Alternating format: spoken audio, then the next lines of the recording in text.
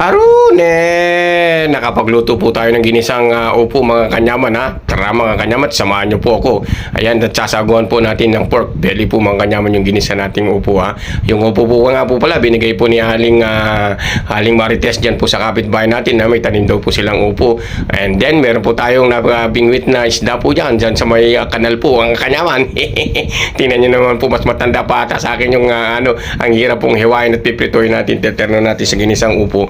Ayan o, pagbalat ko po ng upo po mga kanyaman at ginagamitan ko lang po ng kutsara yan o sandok po at kayas-kayas lang po. Sa mga Kapampangan po, tawag po dyan, babing maklak. Yung baboy daw po na kinakayas na hindi nag-iiyak.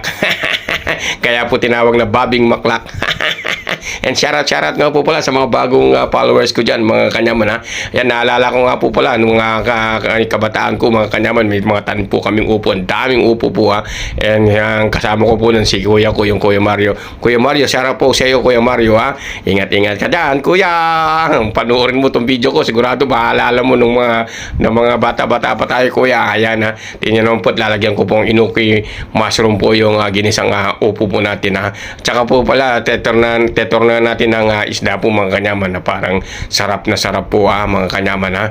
Ayan, at pagkatapos po natin magsimba dyan mga kanyaman ha, ito po ito yung Sunday po, ganito po ang buhay-buhay mga kanyaman. Yan, simulan na po natin mga kanyaman ha.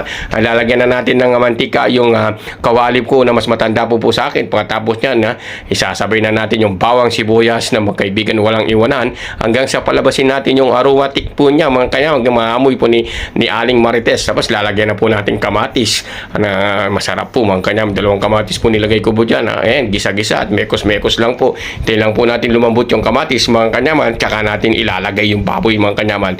Yung baboy na hiningipan po natin sa sa palengke.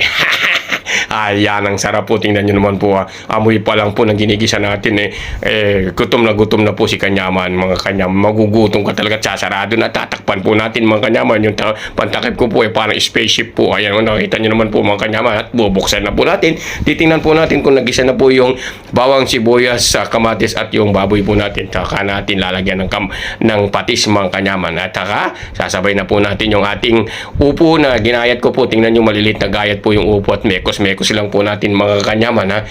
Ang sarap po ng amoy ha. And then tatakpon po uli natin para naman po lumabas yung tubig-tubig po ng upo mga kanyaman ha. Tingnan nyo naman po. Sabik na sabik at panigurado hanggat nanonood po kayo ng video ko naglalaway po kayo niya sigurado mga kanyaman ha. And pagkatapos niyan lalagyan na po natin ng dinigdig na dinurog na paminta po at saka po yung tubig na nanggaling